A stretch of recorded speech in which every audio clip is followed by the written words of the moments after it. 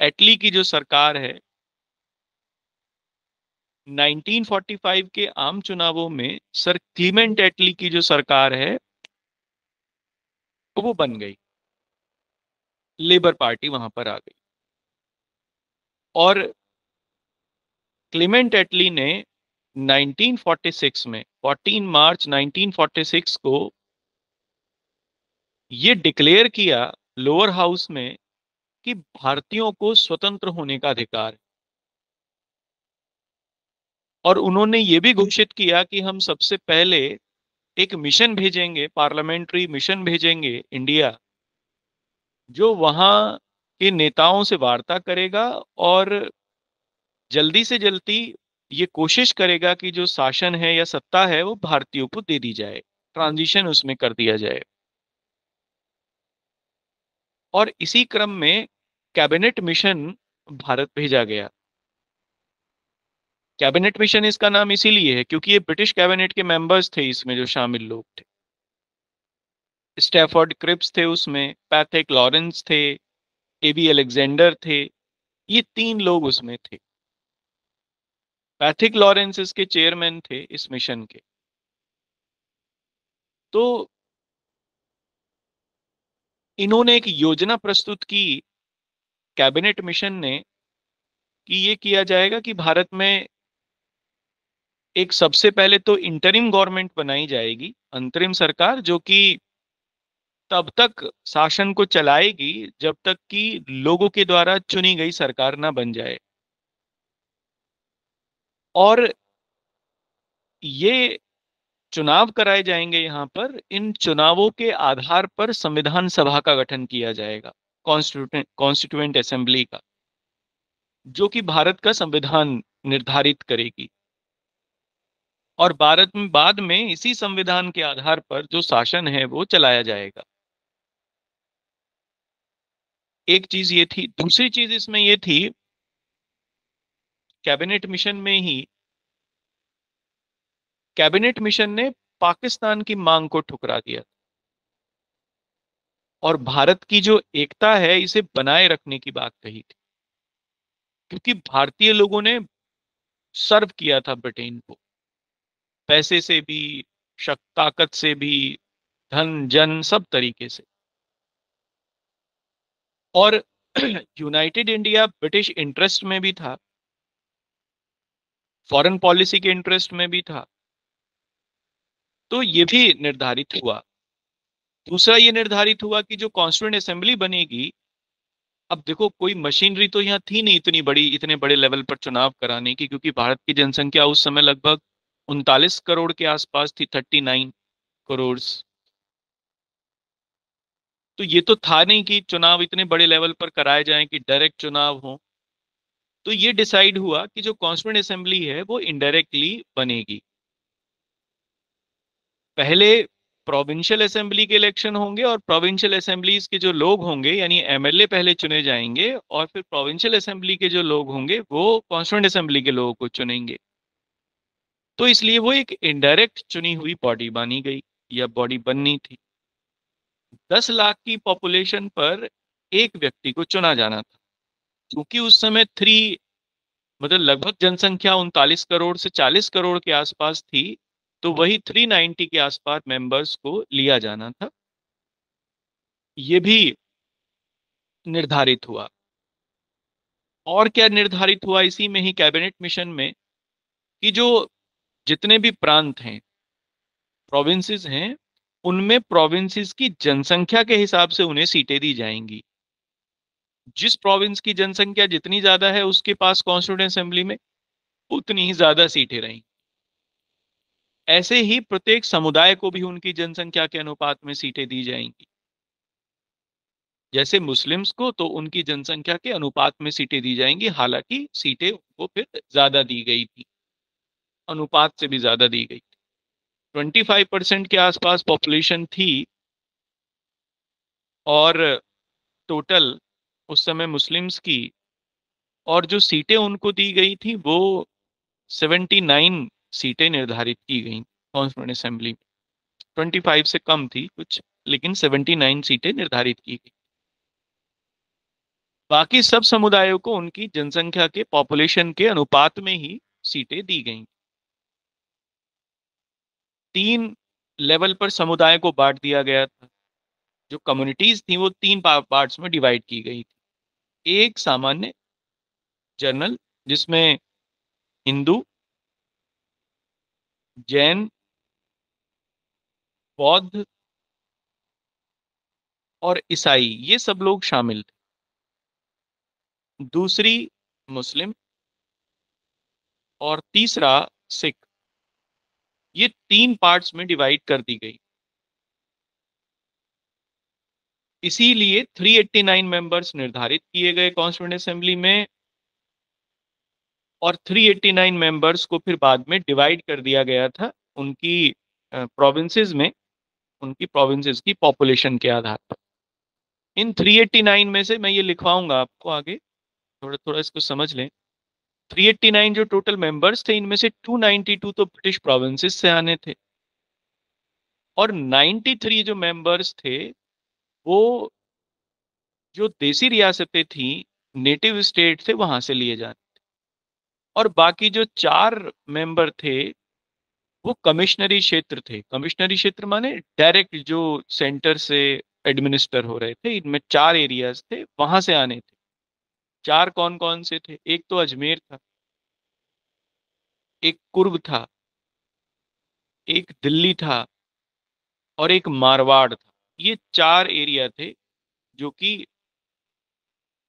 जहां कमिश्नरी से जहां लोग आने थे, मतलब ये डायरेक्टली यहाँ से लोग लिए जाते। तो इस तरीके से ये सब डिवीजन हुआ, ये सब निर्धारित हुआ कैबिनेट मिशन। कैबिनेट मिशन ने ही इसलिए कॉन्स्टिट्यूएंट असेंबली, उसका कंपोजिशन, ये सब निर्धारित किया। और बाद में इसी के आधार पर, कैबिनेट मिशन के इस प्लान के आधार पर ही 1 अगस्त 1946 को लॉर्ड वॉवेल, उस समय वायसराय थे, जवाहरलाल नेहरू की अध्यक्षता में इंटरिम गवर्नमेंट बन गई थी। और फिर जो चुनाव हैं कॉन्स्टिट्यूएंट असेंबली के लिए, वो भी हो गए थे। हालांकि इस इंटरिम गवर्नमेंट में मुस्लिम लीग शामिल नहीं हुई शुरुआत में, बाद में हो गई थी लेकिन शुरुआत में नहीं हुई। और बाद में भी हुई तो फिर वो इसलिए नहीं हुई कि सपोर्ट करेगी, वो इसलिए हुई कि रोके किसी तरीके से सरकार के काम को, काम ना करने दे। हुआ भी वही। तो एक पार्ट हमारे, मेरी बात का यहाँ खत्म होता है, अब दूसरा यहाँ शुरू होता है।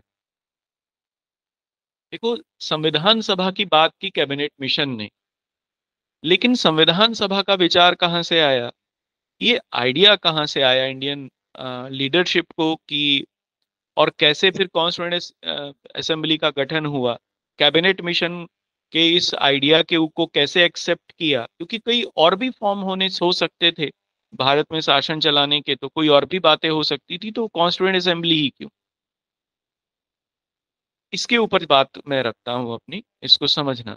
देखो, सबसे पहले एक व्यक्ति थे इंग्लैंड में। इंग्लैंड में एक विचारधारा थी,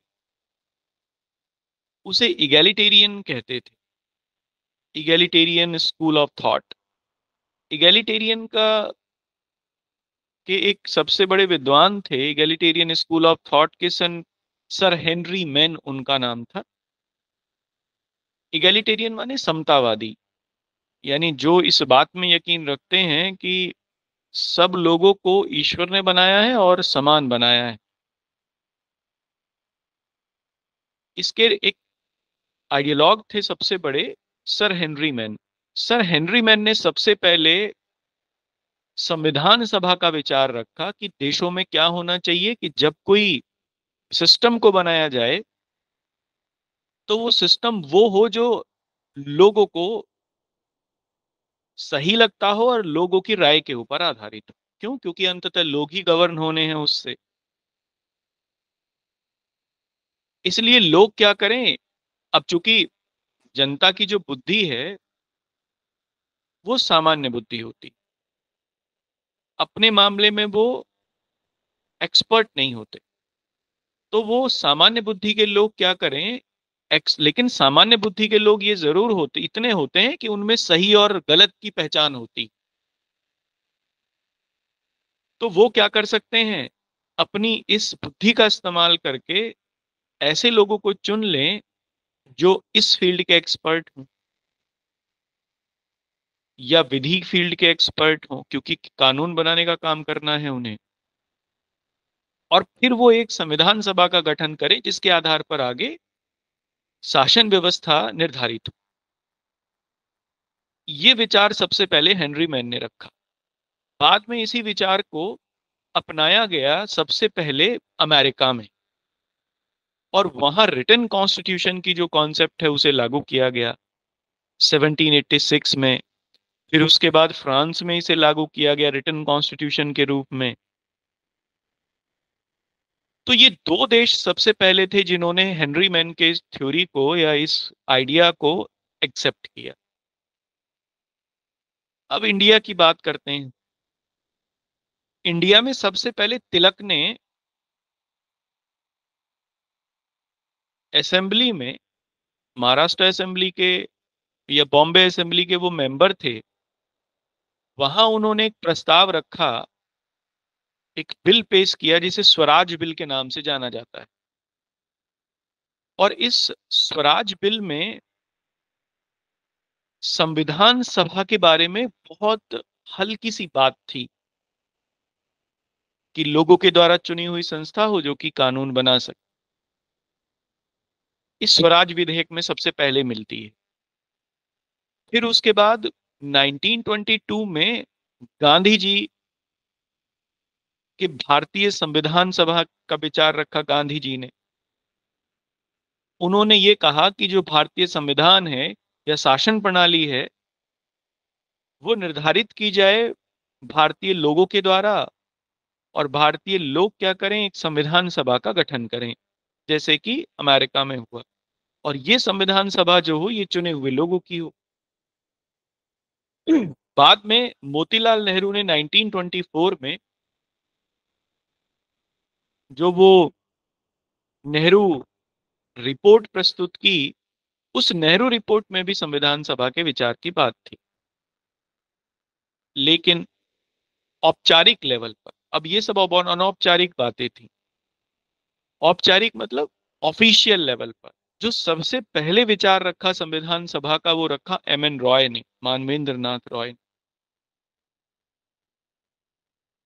बाद में 1939 के बाद इसे जवाहरलाल नेहरू ने बहुत ज्यादा इसको प्रमोट किया, इसी विचार को। जब क्रिप्स मिशन इंडिया आया 1942 में, तो क्रिप्स मिशन ने इस आइडिया को एक्सेप्ट किया और ये माना कि आगे जो भारत की शासन व्यवस्था होगी वो किसी ऐसी व्यवस्था के ऊपर निर्भर होगी जो भारतीयों के द्वारा ही बनाई गई होगी। और कौन बनाएगा इसे, तो कि कोई कॉन्स्टिट्यूएंट असेंबली ही बनाएगी। इसलिए क्रिप्स ने, स्टैफोर्ड क्रिप्स की लीडरशिप में ये मिशन इंडिया आया था 1942 में, इसने इसे एक्सेप्ट किया। बाद में 1946 में हमने देखा ही कैबिनेट मिशन ने व्यवहारिक रूप प्रदान किया कि कॉन्स्टिट्यूएंट असेंबली कैसे बनेगी, क्या होगा, क्योंकि क्रिप्स ने केवल विचार दिया इसका। मतलब इसको विचार क्या, विचार के रूप में स्वीकार किया, विचार तो पहले ही आ गया। Cripps accepted in a particular form of idea, लेकिन इसे कैसे लागू किया जाएगा ये कैबिनेट मिशन में फाइनलाइज होगा। और बाद में कैबिनेट मिशन के आधार पर ही हमने देखा कॉन्स्टिट्यूएंट असेंबली बनी, और इसी ने फिर बाद में संविधान का निर्माण भी किया। कॉन्स्टिट्यूएंट असेंबली जब बनी तो ये दो टाइप के काम कर रही थी। एक काम इसका था कि इसने संविधान को लिखा, संविधान सभा के रूप में ये काम कर रही थी। और एक इसका दूसरा काम था, इंटरिम पार्लियामेंट के रूप में भी ये काम कर रही थी, अंतरिम संसद के रूप में भी काम कर रही थी, क्योंकि अंतरिम सरकार भी चल रही थी इसी समय, इंटरिम गवर्नमेंट भी चल रही थी जो भारत का शासन चला रही थी 1946 से। तो ये दोनों काम कर रही थी। जब कॉन्स्टिट्यूएंट असेंबली के रूप में काम करती थी उस समय इसके चेयरमैन होते थे डॉक्टर राजेंद्र प्रसाद, और जब ये इंटरिम पार्लियामेंट के रूप में काम करती थी उस समय इसके जो चेयरमैन होते थे या स्पीकर होते थे वो होते थे जीवी मावलंकर, गणेश वासुदेव मावलंकर। इसलिए वो पहले व्यक्ति भी थे, मतलब पहले स्पीकर भी थे भारत के, ये हम लोग कह सकते हैं। और इस तरीके से फिर कॉन्स्टिट्यूशन का जो है वो निर्माण हुआ, संविधान निर्मित हुआ। ठीक है। अब आप मुझे ये बताइए कि इसमें से मैं आपको क्या क्या लिखा दूं।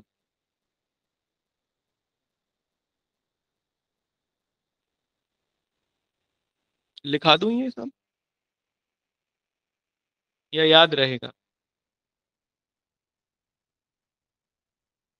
आपके पास रिसोर्स है कोई ऐसा जिसमें इतनी इंफॉर्मेशन है? अगर रिसोर्स है तो मुझे लिखाने की जरूरत नहीं है। सर लिखा दीजिए। चलो तो फिर आप लिखो।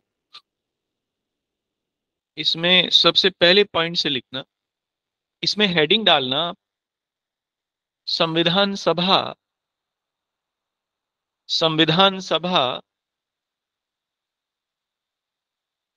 एवं उसका गठन, कॉन्स्टिट्यूएंट असेंबली,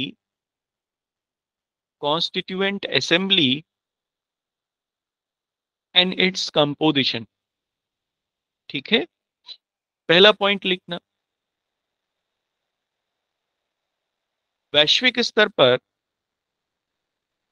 वैश्विक स्तर पर संविधान सभा का प्रथम विचार,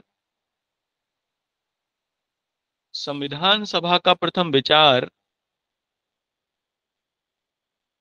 इंग्लैंड के प्रमुख विचारक, इंग्लैंड के प्रमुख विचारक सर हेनरी मैन द्वारा दिया गया, सर हेनरी मैन द्वारा दिया गया। The idea of constituent assembly, the idea of constituent assembly was given by, was firstly given by Sir Henry Man, Sir Henry Man of England। ठीक है। ये एक बहुत बड़े इगैलिटेरियनिस्ट थे, इगैलिटेरियनिज्म में ये यकीन करने वाले व्यक्ति थे, यानी समतावादी थे।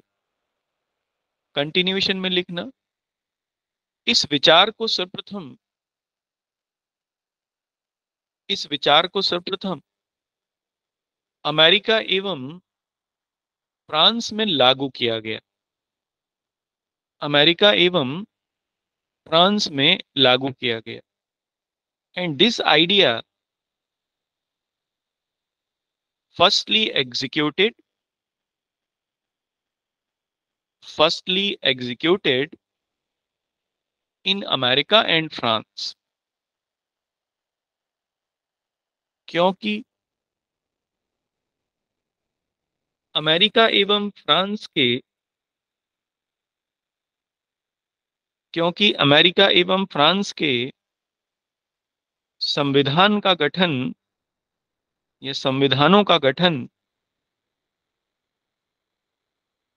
अमेरिका एवं फ्रांस के संविधानों का लेखन, या कहिए या गठन ही कहिए, गठन ही लिखिए, गठन संविधान सभा द्वारा किया गया, संविधान सभा द्वारा किया गया। Because, because American and French constitution, American and French constitution were written by a constituent assembly. ठीक है। एक बात ये हुई, अब अगले पॉइंट से लिखना, पैराग्राफ से, संविधान सभा के, संविधान सभा के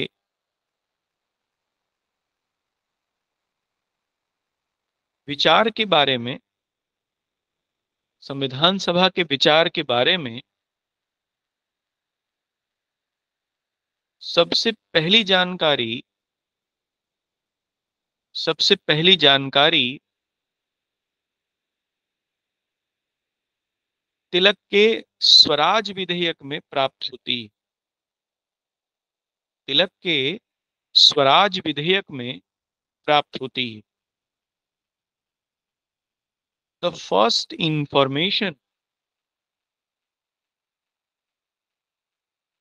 इंफॉर्मेशन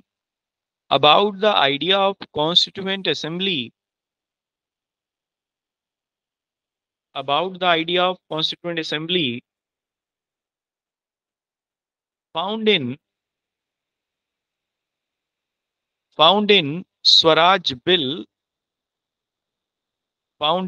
Swaraj Bill of तिलक।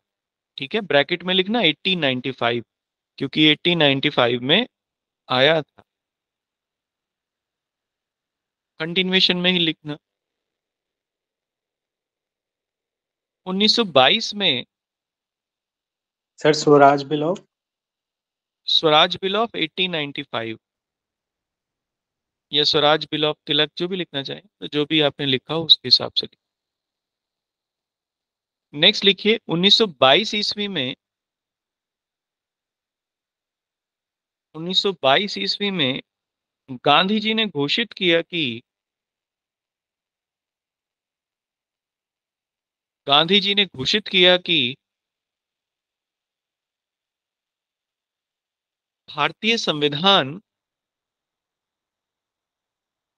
भारतीय संविधान भारतीयों की इच्छा अनुसार ही होना चाहिए। भारतीयों की इच्छा अनुसार ही होना चाहिए। In 1922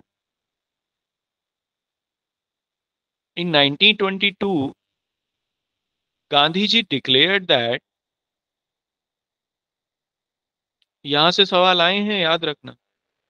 Gandhi ji declared that Indian constitution must B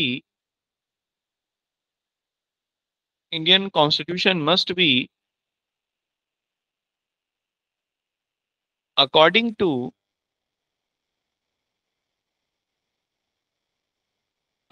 to Indian wishes. उन्हें 1924 में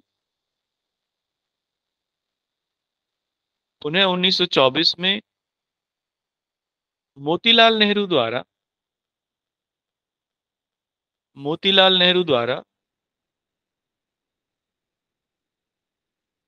ब्रिटिश सरकार से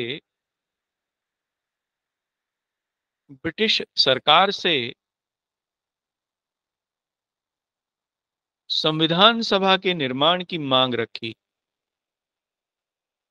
ब्रिटिश सरकार से संविधान सभा के निर्माण की मांग रखी। Again in 1924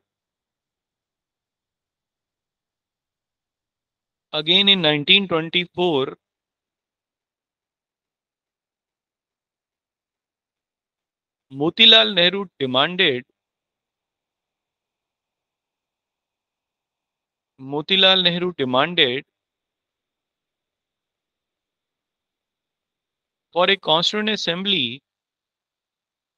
for a constituent assembly demanded to form a constituent assembly, ऐसा लिखिए, demanded to form a constituent assembly from British government।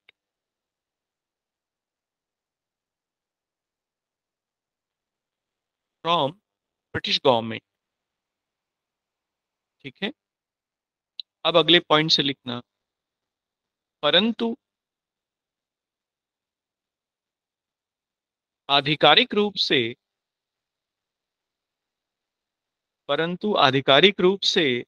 संविधान सभा का विचार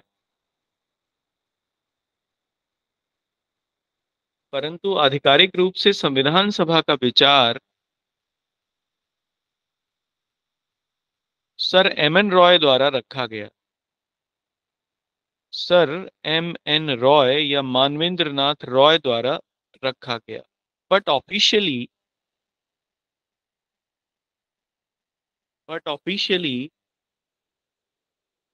the idea of constituent assembly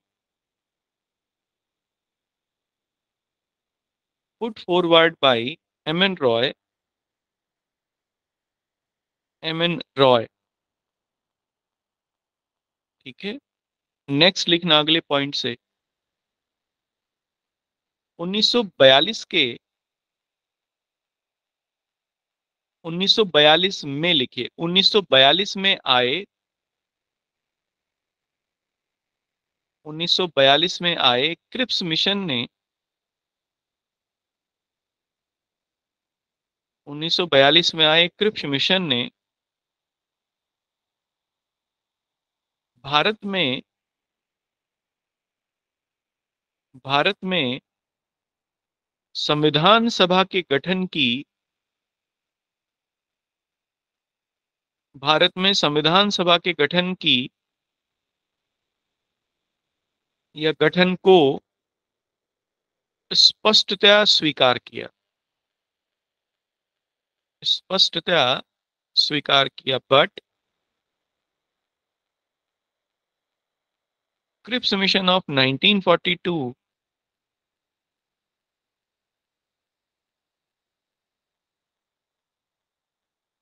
but Cripps mission of 1942 clearly accepted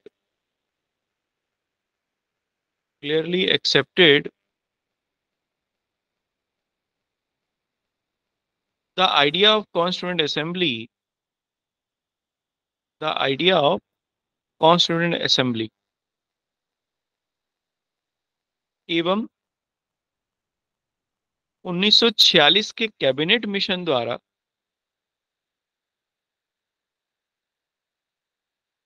एवं 1946 के cabinet mission द्वारा इसे व्यावहारिक रूप प्रदान किया गया, इसे व्यावहारिक रूप प्रदान किया गया। व्यावहारिक रूप माने कि कैसे ये बने, क्या होगी, इसकी स्ट्रक्चर क्या होगी, वो सब इन्होंने निर्धारित किया, व्यावहारिक रूप प्रदान किया गया। But cabinet mission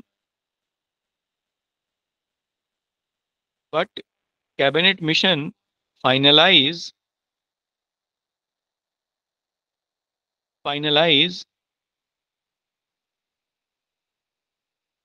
its composition and execution, ठीक है। अब अगले पॉइंट से लिखेंगे, अगले पॉइंट पे आएंगे। अब ये देखते हैं कि कैबिनेट मिशन ने क्या क्या किया था, कैसे कैसे ये निर्धारित किया कि कौन कैसे बनेगी, क्योंकि इसी ने इसकी कंपोजिशन को भी निर्धारित किया था। तो अगले पॉइंट से लिखेंगे,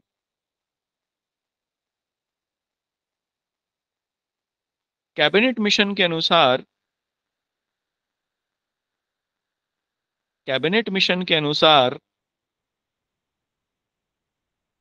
संविधान सभा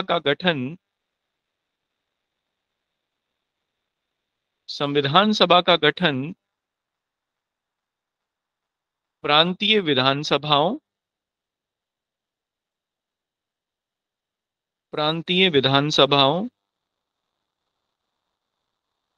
तथा देसी रियासतों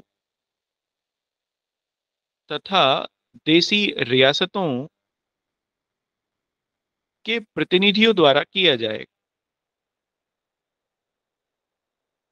प्रांतीय विधानसभाओं तथा देसी रियासतों के प्रतिनिधियों द्वारा किया जाएगा। According to cabinet mission,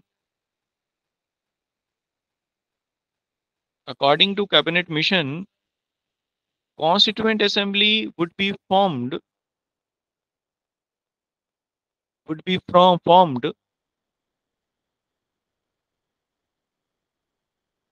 through the members of provincial legislative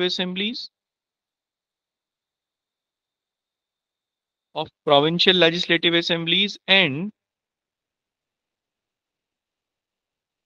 native states।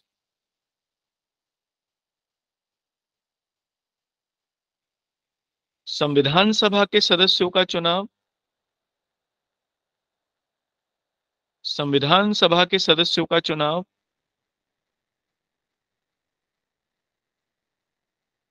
प्रांतीय विधानसभा के सदस्यों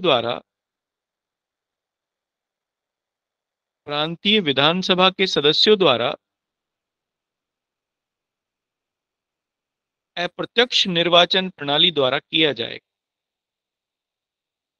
अप्रत्यक्ष निर्वाचन प्रणाली द्वारा किया जाएगा। The members of provincial legislative assembly, the members of provincial legislative assembly elected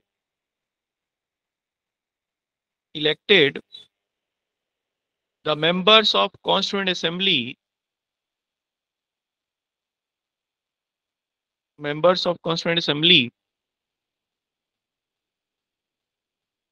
so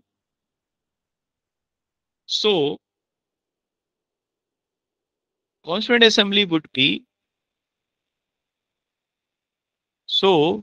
assembly would be indirectly elected body.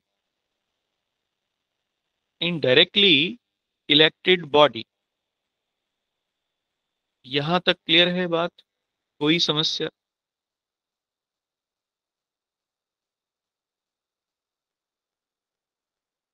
कोई बात समझ में ना आई हो तो पूछ लो। देखो सर इनडायरेक्ट, ये लास्ट वाली लाइन समझा देंगे, अप्रत्यक्ष निर्वाचन इनडायरेक्टली पर। देखो लोगों ने किन्हें चुना, लोग किन्हें चुनेंगे? प्रोविंशियल लेजिस्लेटिव असेंबली के लोगों को। तो ये इलेक्शन कैसा हो गया? डायरेक्ट।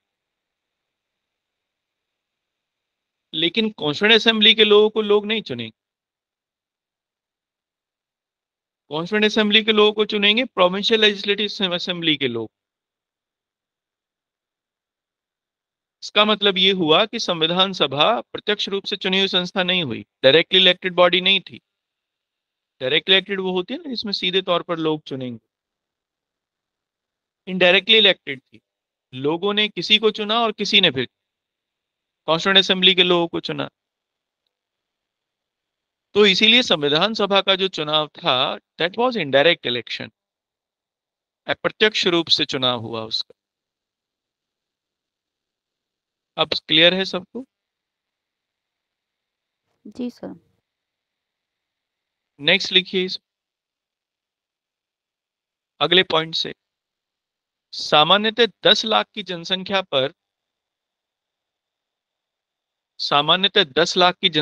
पर एक प्रतिनिधि संविधान सभा के लिए चुना जाएगा। Generally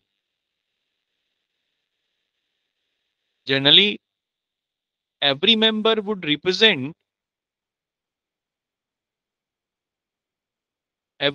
would represent a population of 10 lakhs.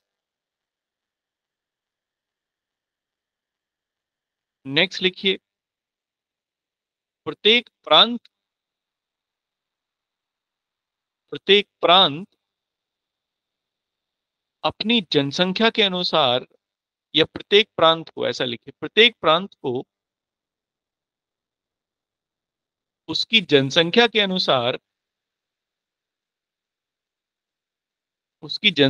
अनुसार संविधान सभा में सीटें आवंटित की जाएंगी।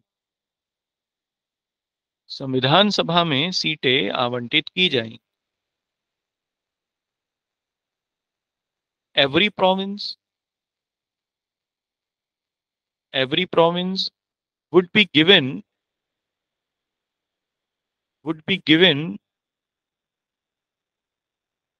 the seats in constituent assembly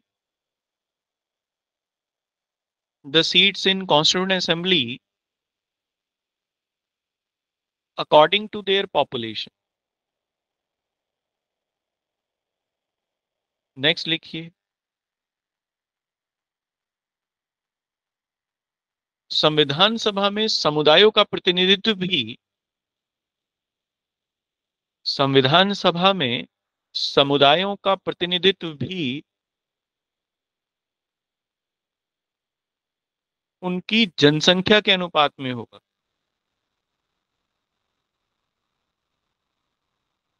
उनकी जनसंख्या के अनुपात में ही होगा।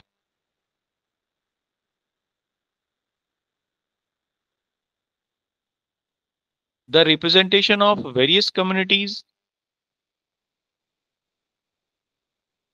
the representation of various communities would be according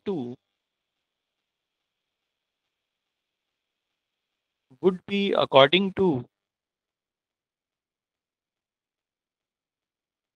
their population।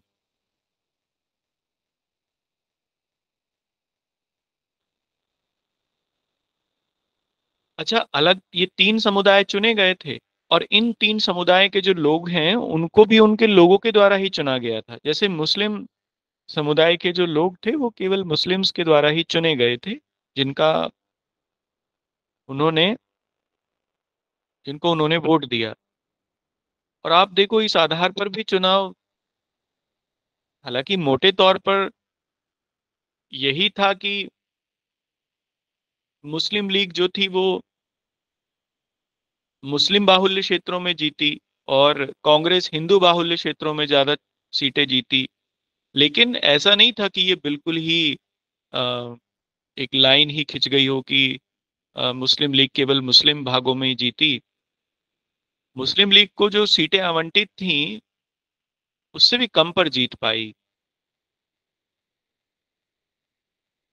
और जैसे इसका एक एग्जांपल दूं, 79 सीट्स मुस्लिम लीग मुस्लिमों के लिए आरक्षित की गई थी। इन 79 में से केवल 73 पर ही मुस्लिम लीग जीत पाई। बाकी के जो 6 सीट थी उस पर कांग्रेस के मेंबर, कृषक प्रजा पार्टी के मेंबर, यूनियनिस्ट पार्टी के मेंबर वो जीते।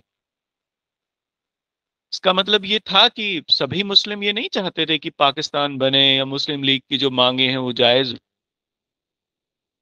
और वैसे भी सभी हिंदुओं का भी ऐसा नहीं था, क्योंकि कुछ मुस्लिम लीग की सीटें ऐसी थीं जो दी गई थीं, उन पर हिंदू प्रतिनिधि जीते। जैसे एक वो थे, क्या नाम था उनका, सरदार मंडल सिंह या क्या नाम था उनका, एग्जैक्ट मुझे इस समय याद नहीं आ रहा। सिंध प्रांत में थे वो।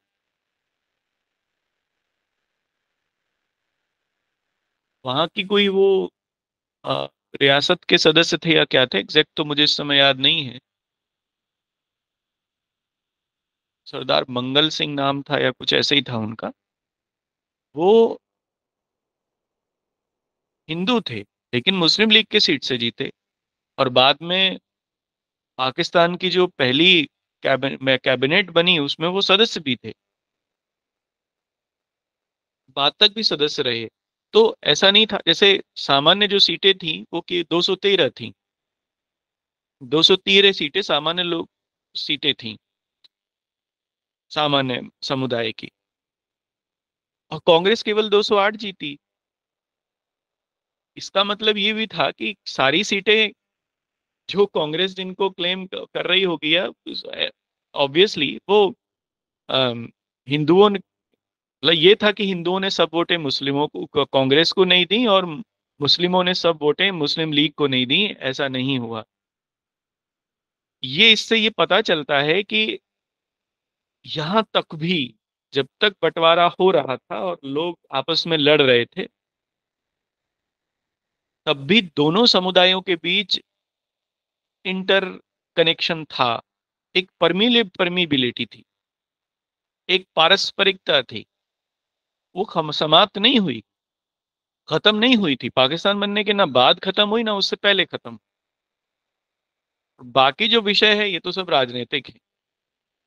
That is the subject of politics. राजनीति इसी का ही नाम रह गया है अभी, लेकिन उस समय नहीं था। वो लोग, पुराने लोग इसीलिए ज्यादा समझदार होते हैं, क्योंकि वो लोग पहले ज्यादा समझदार थे। वो ज्यादा चीजें पता थी।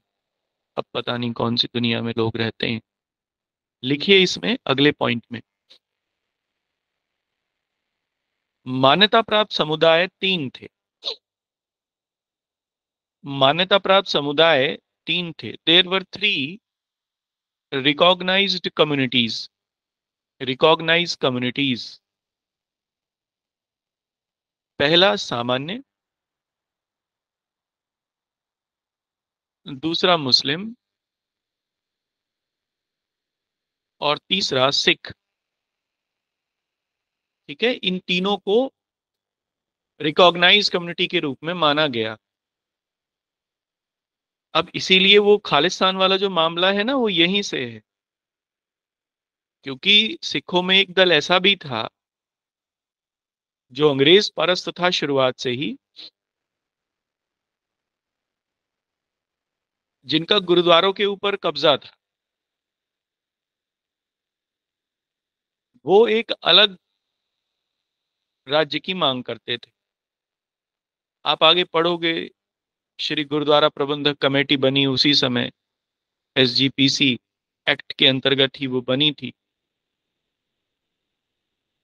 और गुरुद्वारा सुधार आंदोलन भी चलाया गया, इसीलिए कांग्रेस ने चलाया ये, क्योंकि गुरुद्वारों में जो महंत थे वो भ्रष्ट थे, अंग्रेज परस्त थे। बाद में उन्हीं का फायदा उठाकर अंग्रेज सरकार ने खालिस्तान की जो मांग है, जैसे उन्होंने पाकिस्तान की मांग को सपोर्ट किया, आखिरी में उन्होंने खालिस्तान की मांग को भी सपोर्ट किया। और इसीलिए आप देखोगे भी कि अभी भी जो खालिस्तान वगैरह की मांग आती है, या वो वैसे जो एलिमेंट हैं जो एक्टिव हैं, वो उन्हीं एरियाज में, उन्हीं देशों में एक्टिव हैं जो ब्रिटिश ब्रिटिश गवर्नमेंट से सपोर्ट रखते हैं या अमेरिकन गवर्नमेंट से। तो ये जो यहाँ आप देखते हो ना, ये केवल आपसे जुड़ा हुआ नहीं है, ये पूरी इंटरनेशनल पॉलिटिक्स से भी जुड़ जाती हैं ये चीजें। बड़ी खतरनाक स्थिति है।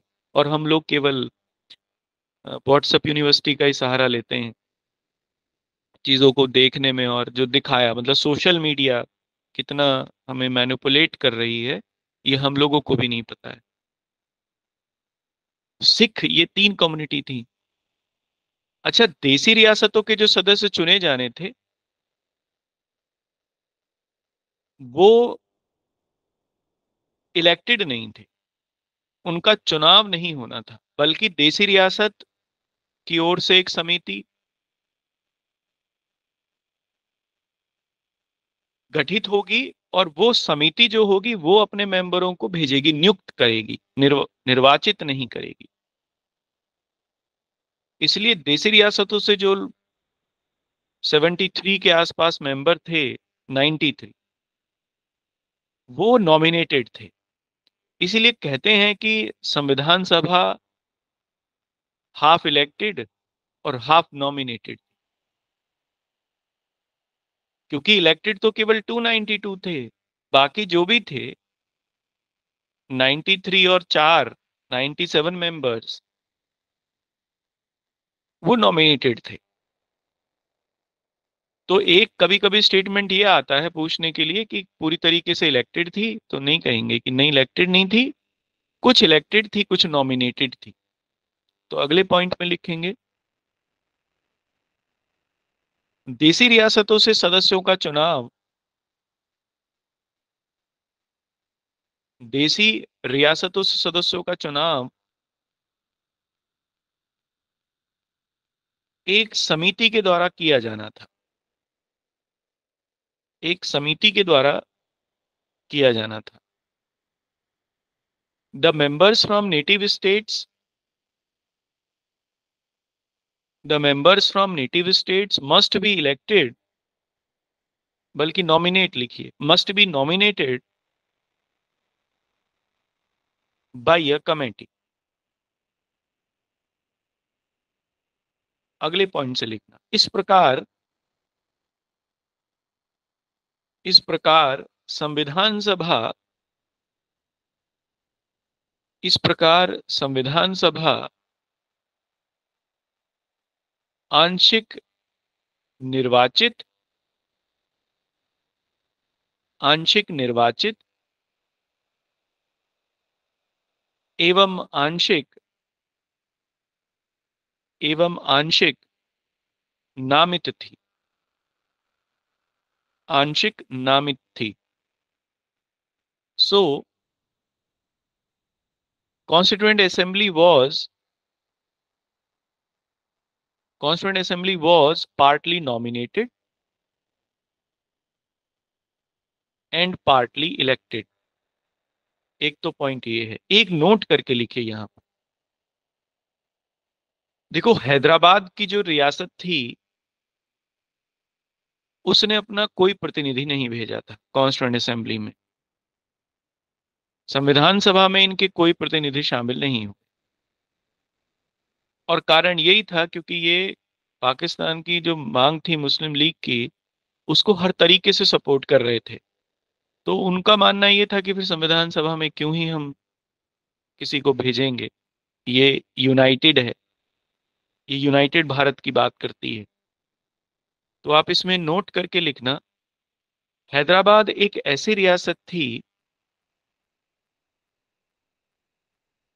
हैदराबाद एक ऐसी रियासत थी जिसके प्रतिनिधि संविधान सभा में शामिल नहीं हुए, संविधान सभा में शामिल नहीं हुए। Hyderabad was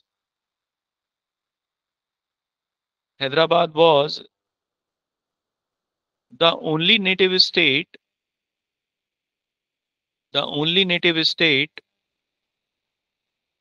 which didn't send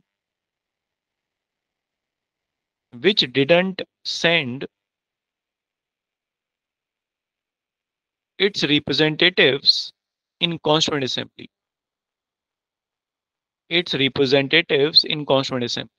अब इसका मतलब ये नहीं था कि ये कुछ पाकिस्तान की मांग से या इससे कुछ इनका बहुत ज्यादा लेना देना था ना। इसका मतलब बेसिकली ये था क्योंकि अब राज्य रजवाड़े समाप्त हो रहे थे, सभी को पता था ये संविधान ही बनने थे। पाकिस्तान में भी जाएंगे तो रजवाड़े थोड़ी रखेंगे, वो भी संविधान ही बनाएंगे, और बनाया भी उन्होंने। पाकिस्तान की बाद में कॉन्स्टिट्यूएंट असेंबली अलग बनी जिन्होंने पाकिस्तान का संविधान बनाया। अंतर केवल क्या था, सर्वाइवल का सवाल था, सर्वाइव कैसे किया जाएगा। जब राजशाही चली जाएगी तो फिर कैसे सरवाइव करेंगे, तो फिर कैसे सरवाइव करें, तो इसके लिए उत्तर यही था कि विधानसभाओं में या सरकार में चुने जाएं। अब लोग चुनेंगे, तो लोग कैसे चुनेंगे, लोग बुद्धि के आधार पर चुनेंगे या फिर लोग भावनाओं के आधार पर चुनेंगे। तो वो माहौल जो था वो भावनाओं के आधार पर माहौल बनाया जाना था, इसीलिए दंगे वंगे भड़काए गए खूब, जिससे माहौल भावनाओं के आधार पर बन जाए कि भारत हिंदुओं के लिए और पाकिस्तान मुस्लिमों के लिए। ऐसे में हैदराबाद के जो लोग हैं या हैदराबाद के जो लीडर्स थे वो आसानी से चुने जा सकते हैं सरकार में। ये reason, that was the fact.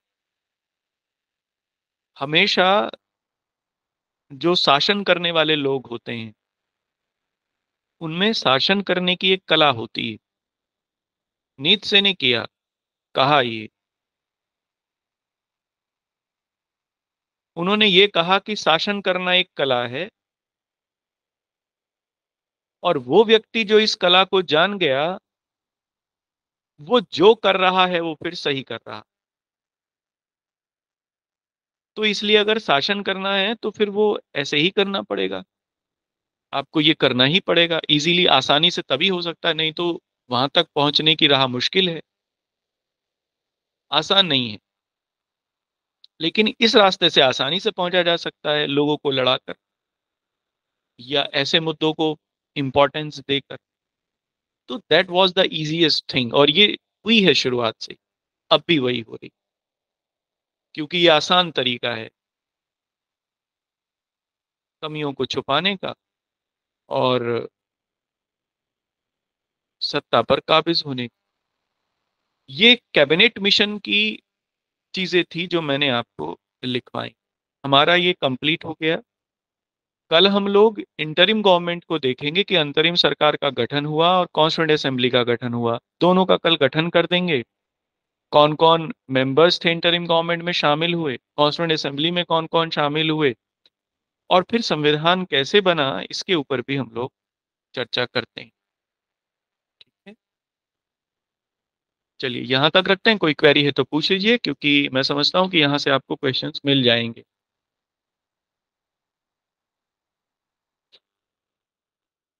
चलिए ठीक है, ओके, थैंक यू।